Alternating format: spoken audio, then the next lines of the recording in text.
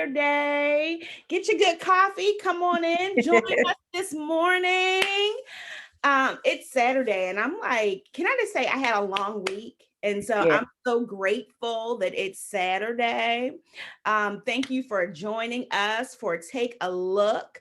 I am Dr. Quinyon Scott, and I'm here with the Washington Post Teacher of the Year. yes, Washington Post Teacher of the Year. I got my fan today for you, Cook. Yes, honey. Yes. We are so grateful to be with you just another Saturday. Just a few disclaimer before we get into this topic, because y'all gonna have to come close, Yeah, like, share, comment this morning, because we're talking about real life stuff as we yeah, prepare to go back into the school buildings. So quick disclaimer, we do not represent the organizations that we work for or the right. institutions that we attended. We are speaking of our own values and how we actually feel about this particular topic. So today we are going to focus on the real, Cook, the real. So we have been out, as many as you know, we had a major health crisis in America or around the country. And that major health crisis has resulted into a full-blown pandemic that we, in particular, Cook and I, have been at home working since March 13th. Yeah, Many schools across the country were shut down March 13th. Some schools chose to go back in August. Like I have friends in North Carolina who have been teaching since August. But in our particular area, we have been virtual. And DC public schools, Baltimore City, mhm, Baltimore County, Harford County. So the area in which we live, they are preparing to go back to school. And so USA Today has an article that employers can require their employees to receive the coronavirus vaccination and fire them if they do not. And I just want to give you a little bit of background because, you know, in our community, African American, many African Americans are very hesitant about taking the coronavirus vaccination. yeah, Last night, I don't know, Cook, if you saw, but Tyler Perry did a special just mhm, about the vaccination and just some things that we in the community should be aware of as we're making a decision. And I know DC is really pushing in Ward 7 and Ward 8 for families to be aware of just what's in the vaccination, yeah, so that people can take the vaccination with confidence. Our current administration is pushing for everyone to take the vaccination. Both you and I are very hesitant about taking the vaccination. I initially said, like, absolutely, I'm not going to do it. But mhm, now they're imposing this travel ban that says, like, you can't travel without it. And so I am extremely concerned because I'm ready to, you know, that's my thing. I'm ready to go. So yeah. I am like now on the fence. What are your thoughts about the law allows employers to set a requirement that an individual shall not pose a direct threat to the health or safety of individuals in the workplace.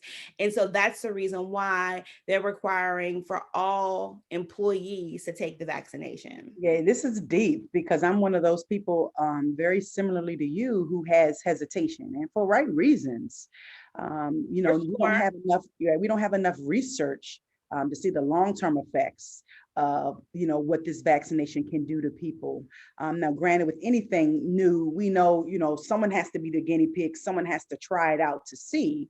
But I'm just wondering, what are the long-term effects? Of course, I want to do what's right, what's healthy, what's safe as a mom of three kids and as an educator who impacts, hundreds of children on a daily basis.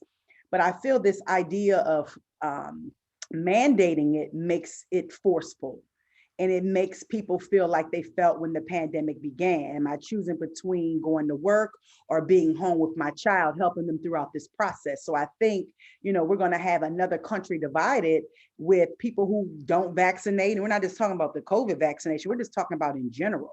and people who do. And I think it's almost creating like this hysteria of like, if you don't have this vaccination, you're now like this huge threat.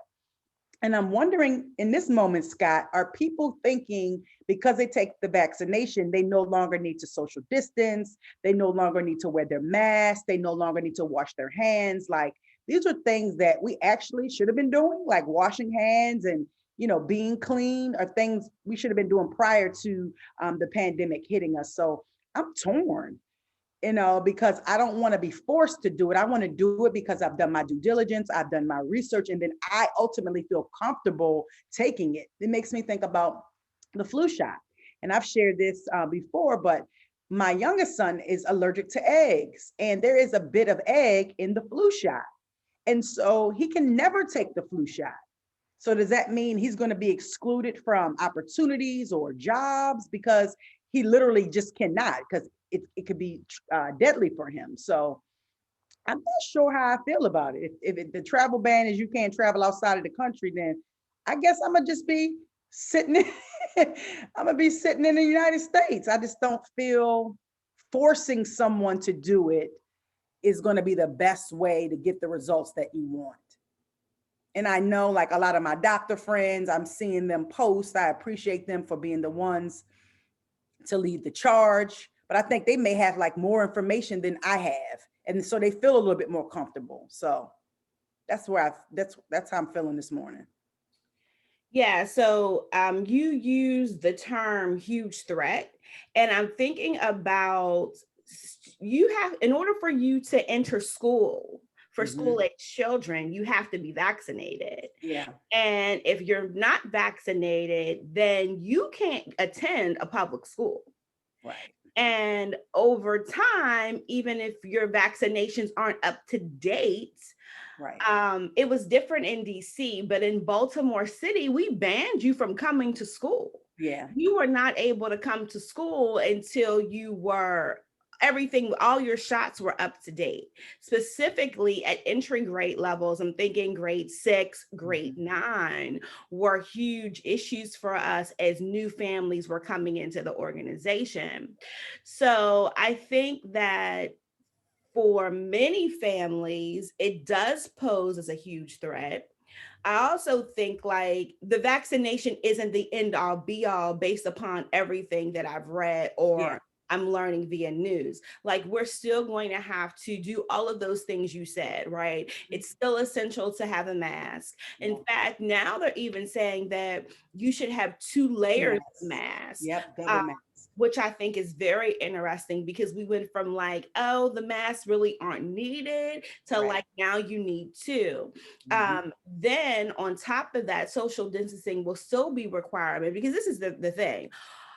All people won't even have an opportunity to get the vaccination Mhm. until late summer. So you're Right. thinking like August.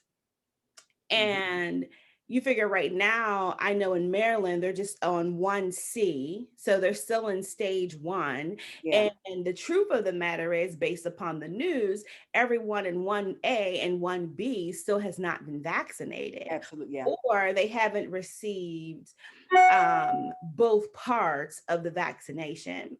I also was reading in Seattle yesterday or Thursday, Mhm. where the freezer broke where the vaccinations were being held.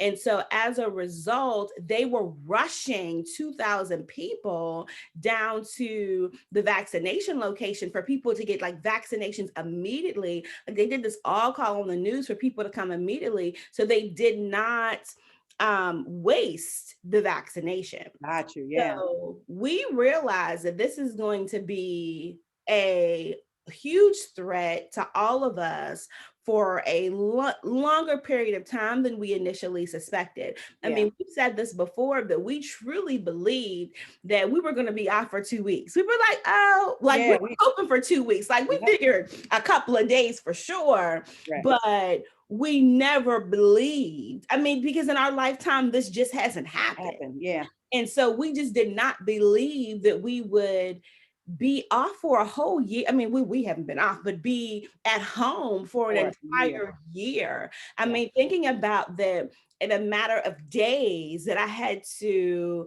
establish a curriculum, identify what schools would use, just provide professional development, roll out a new plan so students Mhm. can continue to learn. Remember, we just did 2 weeks of packets. We did. We were literally, we did. We were like, just do this. We'll see y'all in 2 weeks. Right. And actually, you know what? We had planned for, we had 5 weeks worth of work because teachers were able to use their 2 weeks of sub plans in addition to giving 2 extra weeks. So roughly we had between 2 to 5 weeks worth of work in case kids ran out during that 2 week time period. Yeah, yeah, I agree. I just think that, we all have to really truly consider the vaccination, Mhm. even though that we know that vaccinations truly plague the African American community, and many people are definitely in fear. Yeah. I'll say that right now, right, all the research is saying that both vaccines are likely, want to use that word, Mhm. safe and will work for almost everyone. And that those that are having um, a reaction to the vaccination, in many cases, that reaction is very common. Mhm. Um, what do you believe will happen if now most employers have not decided to force the vaccination as of yet, and Yeah. when and the article that we reference is really talking about um, two in particular, McDonald's and Wendy's, that were considering having their employees take the vaccination but have decided not to. But I'm thinking about, as schools go back, right? As the current administration considers additional lockdown measures Mhm. until the vaccination can be provided for everyone, what advice, while adults have them but children do not, what Mhm. advice are you giving yourself, Cook? Like, what's that self talk you're having with yourself about this decision? Yeah. Because you're really having to make some very difficult decisions in a little bit of time. Yeah. I think number one is I want to be wise and well informed so that my decision isn't based solely on emotion, but it's based on some logic and some facts, right? We normally move in the direction of the information. And so I certainly want to make sure that number one, I'm educated on what it is, what's in it, what are some possible side effects. And then I think for me, I need to determine how important is it for me to be in my place of employment if I'm forced to take a vaccine. So if I have to adjust my life because I'm just not ready, I want to make sure that I'm in a position where I'm comfortable doing that.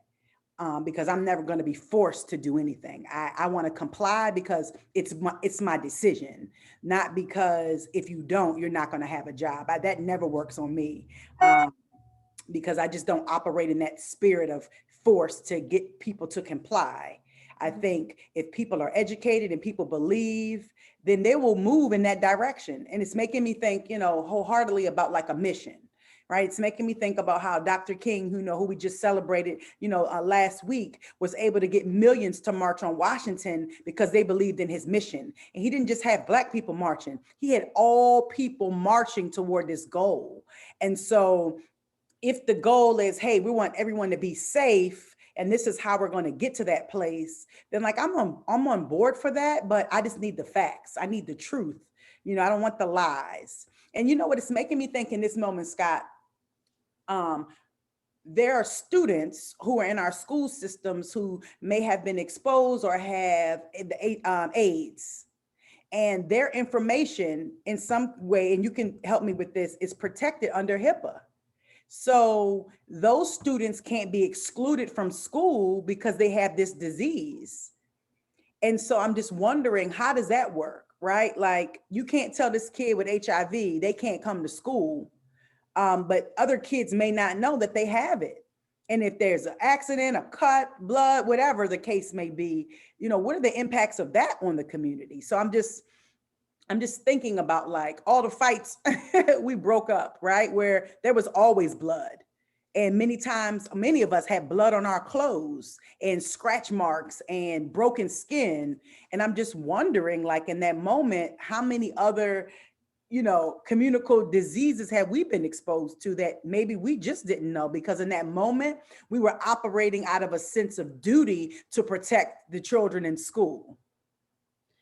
Yeah, I think that's a good point. I can tell you that, of course, under HIPAA and under Americans with Disabilities Act, that we know as ADA, Mhm. that there's just certain things that does protect the the student, the patient, Mhm. even the teacher, because we've had teachers also with situations that we could not make public as well. Yeah. But perhaps that particular teacher or individual disclosed what they had during the interview process. And so, under the Disabilities Act, it actually, in many cases, helps. Well, under the Disabilities Act, it definitely provided protection for them. Yeah. I will say that an employer, they're responsible for a certain thing. So, like, employers must provide reasonable accommodations to workers who have medical conditions, right, Mhm. that make them unable to take the vaccine. So, we know that under that act, regardless of if there's something wrong with you, that the employer is still responsible for providing support. And I'm just thinking about, we had, when you and I have worked together, we've had people in a wheelchair, and if there's a fire drill, the school still has to make accommodations. That's Yeah. like low level. Um, Even you may not know this, but if you work and you're like a diabetic, Mhm.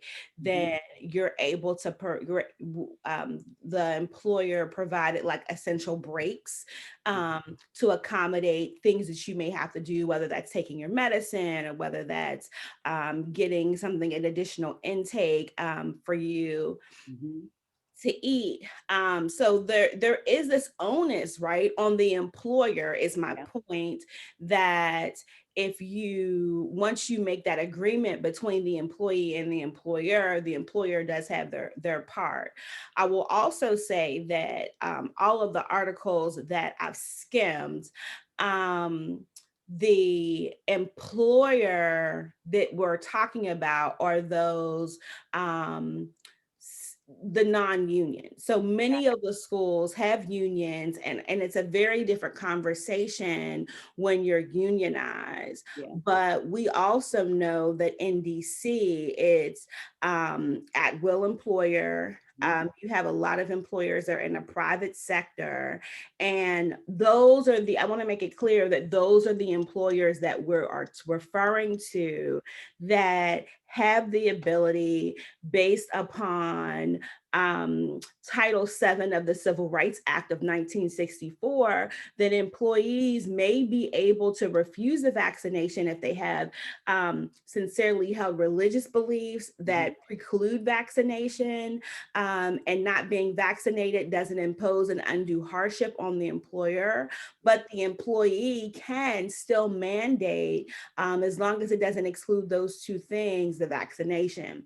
I just think that as we're making these decisions, right, it's so important that we realize our refusal to take the vaccination, what that impact can be Mhm. as companies, because it's going to come where companies are going to make this hard choice, right? And the hard choice is going to be refusal to get a COVID vaccine for your employer is requiring you to get fired, and your employer would be within their legal rights to do so. Because, Mhm. of course, most people are like, oh, you fire me, I'll sue. And Right. so eventually, once the vaccination has become available, like the flu vaccination is available, employers will have to make this hard decision. Mhm. And I know that right now, Baltimore County Union, they are fighting against going back to school because they're saying we shouldn't go back until everybody's vaccinated.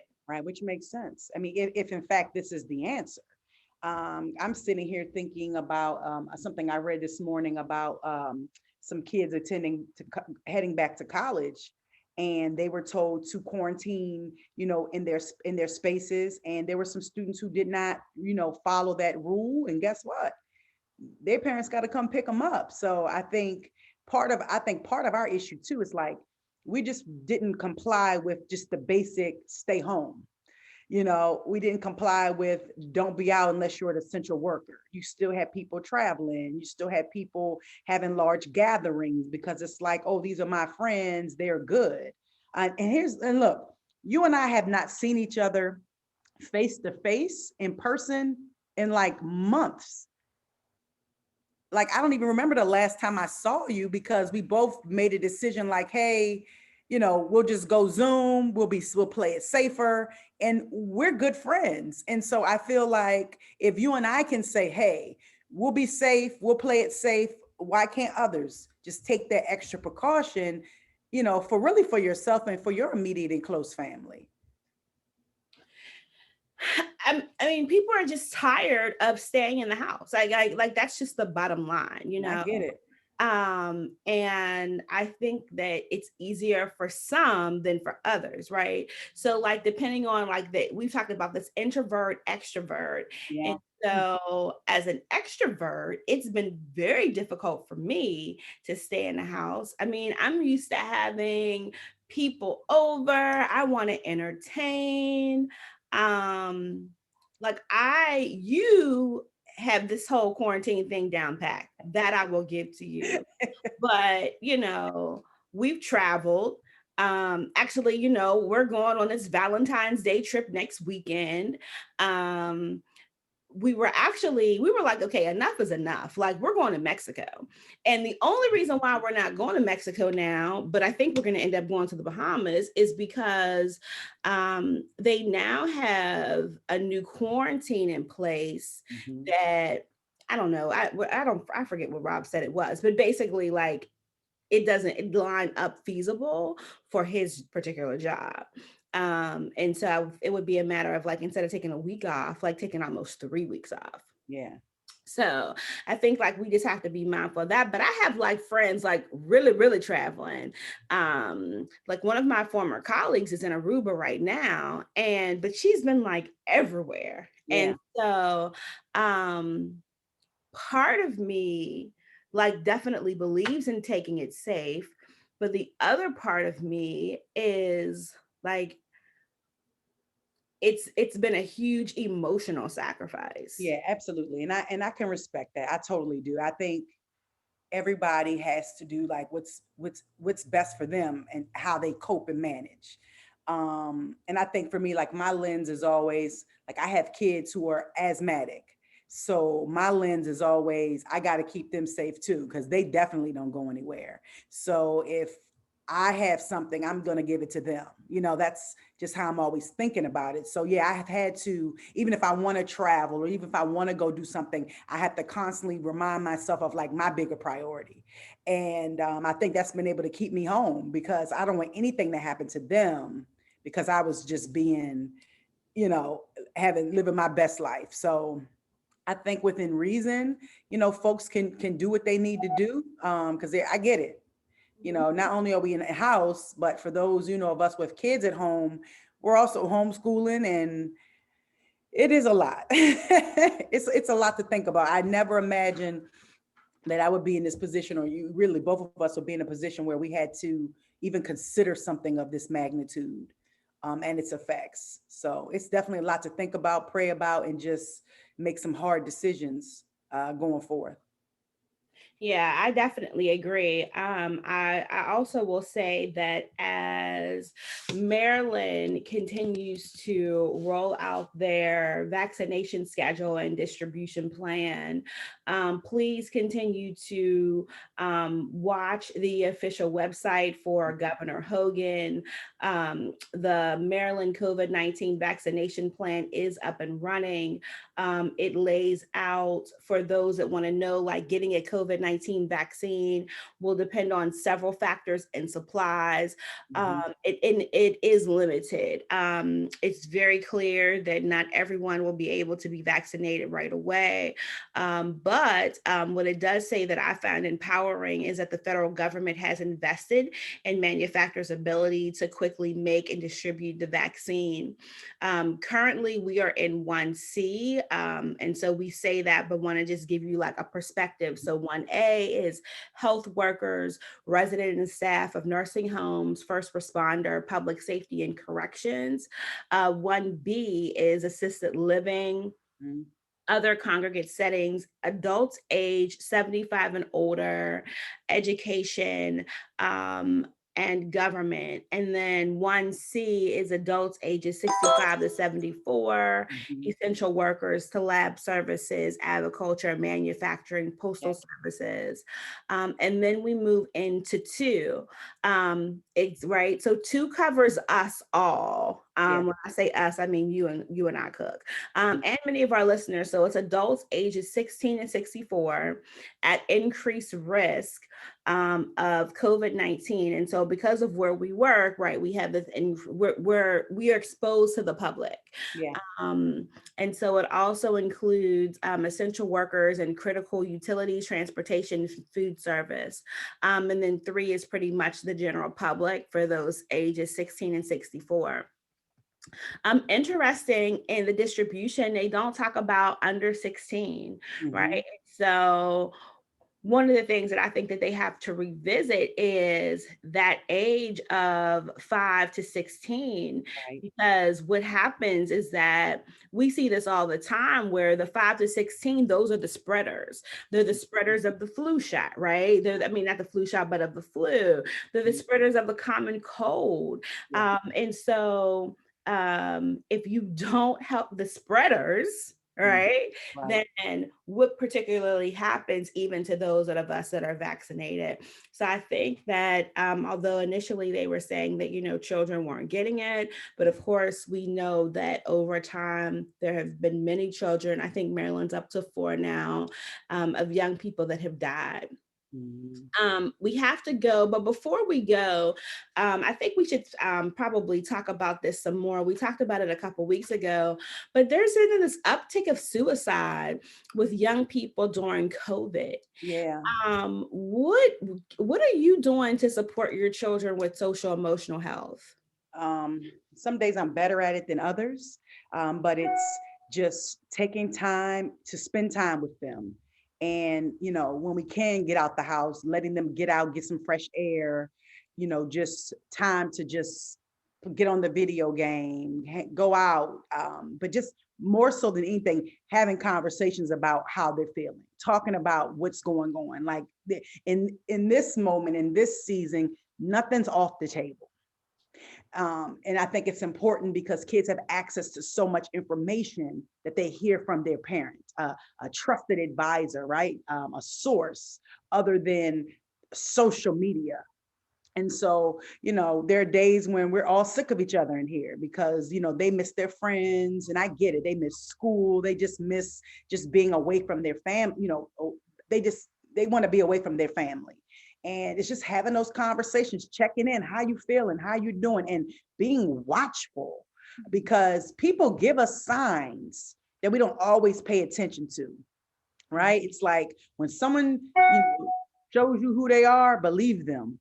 And a lot of times, and Scott, I'll tie this to what happened with me with my foot this week, right? Like the signs were there that something was wrong. But what was my response to you? Oh, I'll be okay. And because I neglected it, it just got worse. And so I think we need to be vigilant, and we also need to reach out to resources, reach out to the community. It's okay to say, I need help with my kids. It's okay to say, what are you doing to make this feasible for your family? I think that's the part where people feel their ego gets in the way because they don't want to ask for help. But you have to lean on other people, ask what are some best practices, and just pay attention to your children because the signs are there early. Yeah, I think you have to. The other part is this idea of The vaccination's coming, the kids are going back to school, so it'll get better. Remember, it's a partnership between both home and school.